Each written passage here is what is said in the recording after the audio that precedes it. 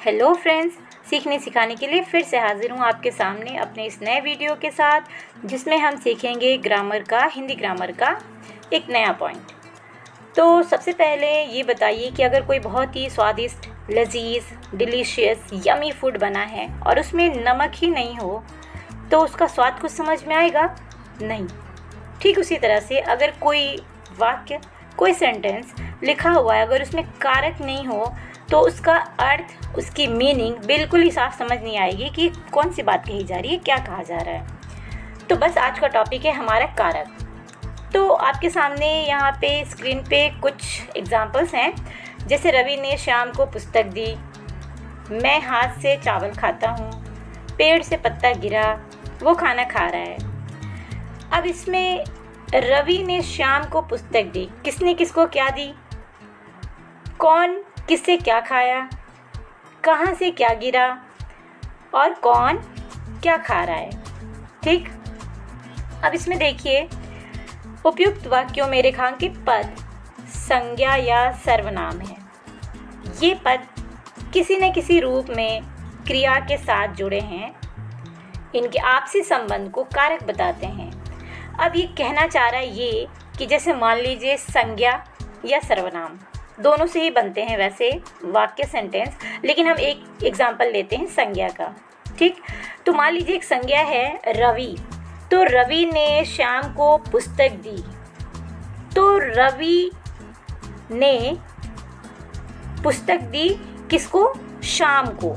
तो ये जो ने संबंध बता रहा है कि क्या काम हो रहा है, क्या काम हो रहा है? श्याम को पुस्तक दी जा रही है। क्या काम हो रहा है? पुस्तक दी जा रही है श्याम को। किसके द्वारा दी जा रही है? राम ने। कौन देने वाला है? राम। लेने वाला कौन है? श्याम। और क्या दिया जा रहा है? पुस्तक। तो ये जो संबंध है, ये जो रिलेशन है कि संज्ञा क्या काम कर रहा है या संज्ञा के द्वारा कौन सा काम हो रहा है, तो इसी सारी चीज़ को, इसके संबंध को, जो संज्ञा का क्रिया से जो संबंध हो वो हमें ज्ञात होता है कारक से। ठीक।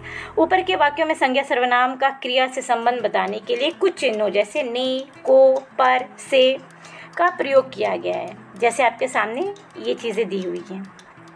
ठीक है। इन्हीं कारक चिन्ह अथवा प्रसर्ग कहा जाता है। इन्हें विभक्ति चिन्ह भी कहते हैं। आगे देखते हैं। अब ये जिस वाक्य में प्रयुक्त संज्ञा सर्वनाम का उस वाक्य की क्रिया के साथ जो संबंध होता है उसे ही कारक कहते हैं। मतलब संज्ञा या सर्वनाम का किसी क्रिया के साथ जो संबंध है। जैसे मान लीजिए उदाहरण में हमने देखा था कि कौन किसको पुस्तक दे रहा था? रवि ने। तो ये हो गया हमारा संज्ञा, ये है रवि संज्ञा, और जो दी जा रही है वो है क्रिया, और ये इससे संबंध बता दिया कि रवि ने दिया है पुस्तक श्याम को। ठीक है। अब देखते हैं कारक हमारे कितने प्रकार के होते हैं। कारक के भेद होते हैं 8। कितने प्रकार के होते हैं? 8।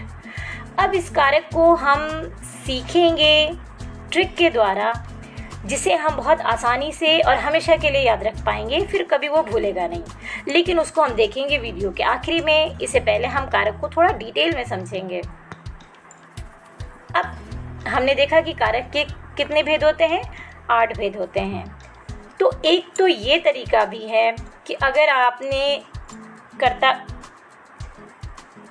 आपने भेद और इसके प्रसर्ग को याद कर लें एक साथ ऐसे जोड़ के, जैसे कर्ता ने, कर्म को, करण से के द्वारा, संप्रदान को के लिए, अपादान से, अधिकरण में, पर संबंध काके की रेरा और संबोधन को हेया रे, तो इससे भी काम हो जाता है। सबसे आसान तरीका तो एक ये भी है। अब दूसरा जो आसान तरीका है, पहले हम एक बार डिटेल में देख लेंगे इस कारक को, सारे कारक को एक एक करके देखेंगे, उसके बाद फिर हम ट्रिक की तरफ आगे बढ़ेंगे। तो सबसे पहले हम देखेंगे कर्ता कारक। कर्ता अर्थात करने वाला, जो काम कर रहा हो। जैसे अभी आप पढ़ रहे हैं या मैं पढ़ा रही हूँ या हम सीख रहे हैं, तो वाक्य में क्रिया को करने वाला कर्ता कारक कहलाता है। अब जैसे एक एग्जाम्पल ले लीजिए, मोहन आम खाता है। कौन आम खाता है? किसने आम खाया? मोहन ने आम खाया। मोहन काम करने वाला हो गया, तो ये हो गया हमारा कर्ता। पुलिस ने चोर को पकड़ा। किसने चोर को पकड़ा? पुलिस ने। किसने चोर को पकड़ा? पुलिस ने। तो बस ये हमारा जो है ये हो गया कर्ता। तो ये जो ने है ये हमारा कर्ता कारक है। अब खुद से सवाल पूछेंगे किसने, अगर कोई सेंटेंस दे दिया जाए, कोई वाक्य दे दिया जाए आपको और पूछा जाए कि इसमें कर्ता कारक कौन है, तो बस आप सवाल पूछेंगे किसने काम किया, किसने। तो अगर आपने कहा कि भाई गीता ने पुस्तक पढ़ी, तो गीता ने किसने? गीता ने। तो जो ने से पहले जो संज्ञा आ गया, जो शब्द आ गया, वो हो गया हमारा कर्ता कारक। आगे बढ़ेंगे। दूसरा कारक है जो है वो हमारा कर्म कारक या ऑब्जेक्टिव केस। वाक्य क्रिया का फल जो संज्ञा या सर्वनाम पर पड़ता है उसे कर्म कारक कहते हैं। अब जैसे एक एग्जांपल ले लीजिए, सीता पत्र लिखती है, या मैंने कुत्ते को प्यार किया, या मैंने बिल्ली को मार दिया। कोई भी एक एग्जांपल ले लीजिए। तो पत्र लिखा गया ना, क्या लिखा गया सीता के द्वारा? सीता ने, ये तो कर्ता कारक हो गई, ठीक है। लेकिन क्या लिखा गया सीता के द्वारा? कर्म। कर्म बताइए। इसमें लिखा गया पत्र, तो जो ये पत्र है ये हो गया कर्म, क्योंकि इसी पे असर पड़ रहा है कर्ता। कर्ता जो भी कर रहा है उसका असर कर्म पे पड़ता है। तो ये जो पत्र है ये है हमारा कर्म। तो अब इसमें क्या हुआ, जैसे मैंने बिल्ली को मारा, तो जैसे हमने वो याद किया था कर्ता ने कर्म को, तो जो ये को जो जवाब आपको दे दे यही है आपका कर्म कारक। आगे बढ़ते हैं, नंबर 3 पे हम देखेंगे। अब है हमारा करण कारक। करण कारक क्या होता है? करण कारक अर्थ होता है साधन या माध्यम। जिसके साधन से जो काम हो रहा है, जिसके माध्यम से जो काम हो रहा है वो करण कारक होता है। जैसे लिखा हुआ है जिस साधन से कोई क्रिया की जाए उसे करण कारक कहते हैं। इसका प्रसर्ग है से, द्वारा या के द्वारा। उदाहरण के लिए जैसे ले लीजिए, फॉर द एग्जाम्पल, मैं कलम से पत्र लिख रहा हूँ। किससे लिख रहा हूँ? से, कलम से। किससे? कलम से। तो जो ये से है ये हमारा करण कारक। या वो बस द्वारा मुंबई गए। किसके द्वारा मुंबई गए? बस के द्वारा मुंबई गए। तो बस ये हमारा जो द्वारा है ये है हमारा करण कारक।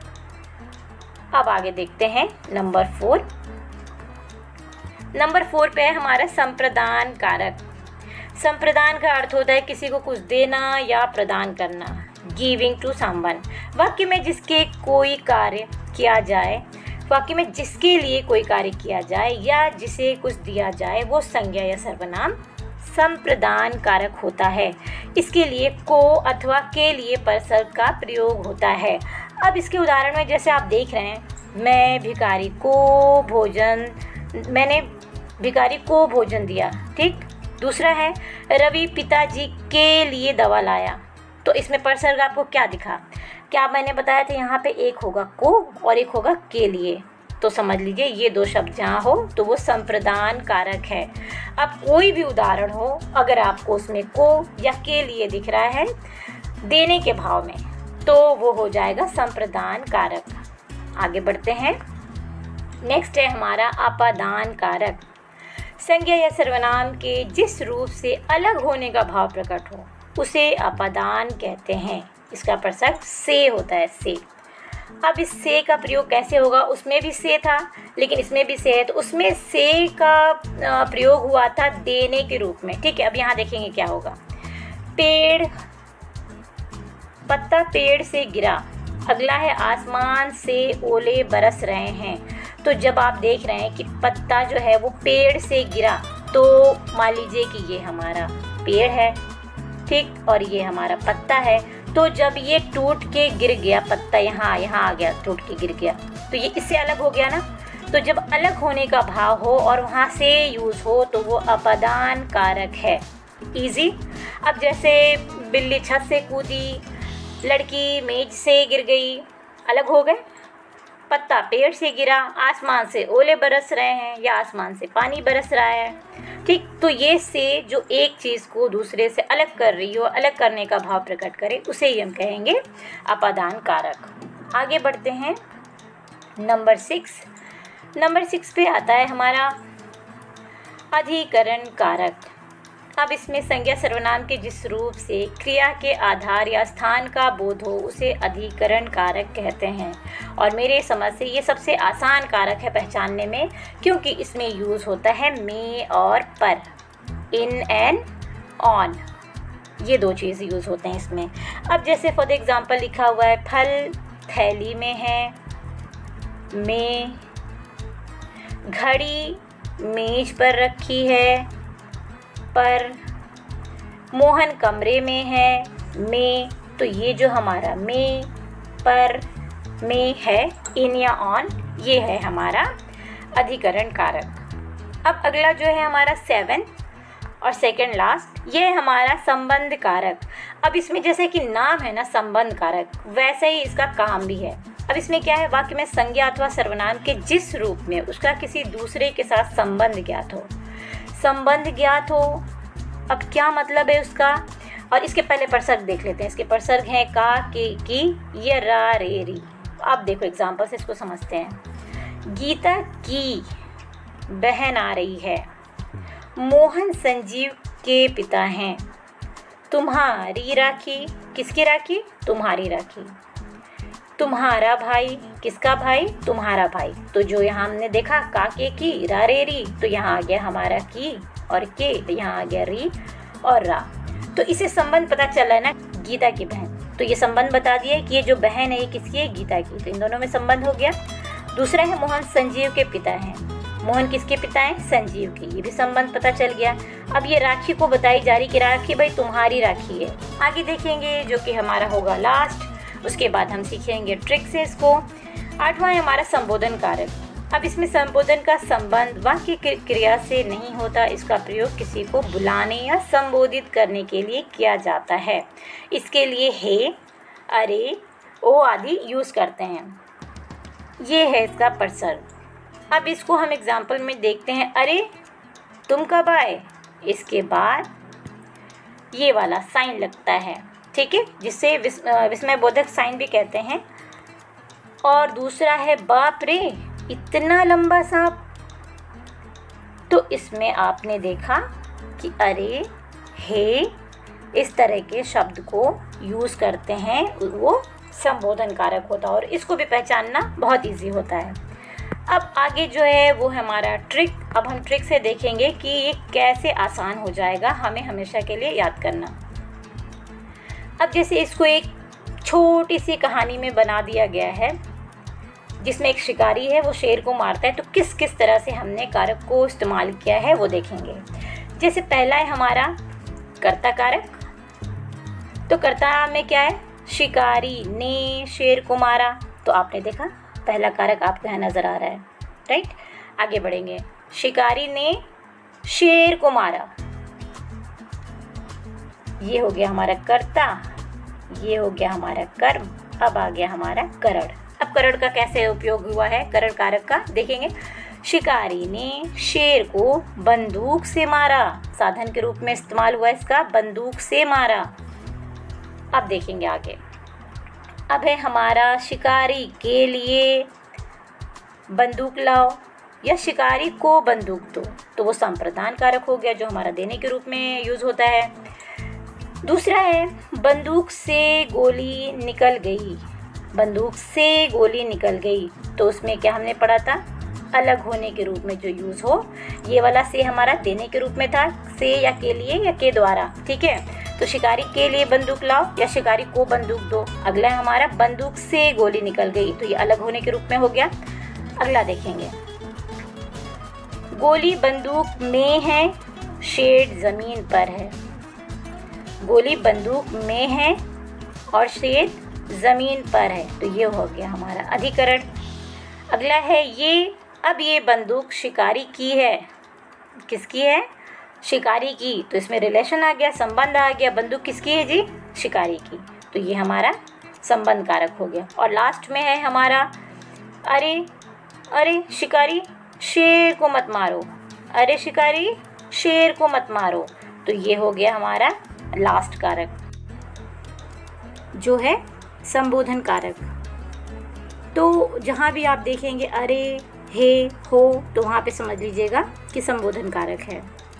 तो उम्मीद करती हूँ कि ये कारक वाला वीडियो आपको पसंद आई होगी, समझ में आया होगा और ये ट्रिक भी पसंद आई आपको। अगर आपको ये वीडियो अच्छी लगी तो आप इस वीडियो को लाइक शेयर कर लें, मेरे चैनल को सब्सक्राइब कर लें। मिलेंगे अगली वीडियो में, तब तक के लिए आप अपना ख्याल रखिए। अलविदा।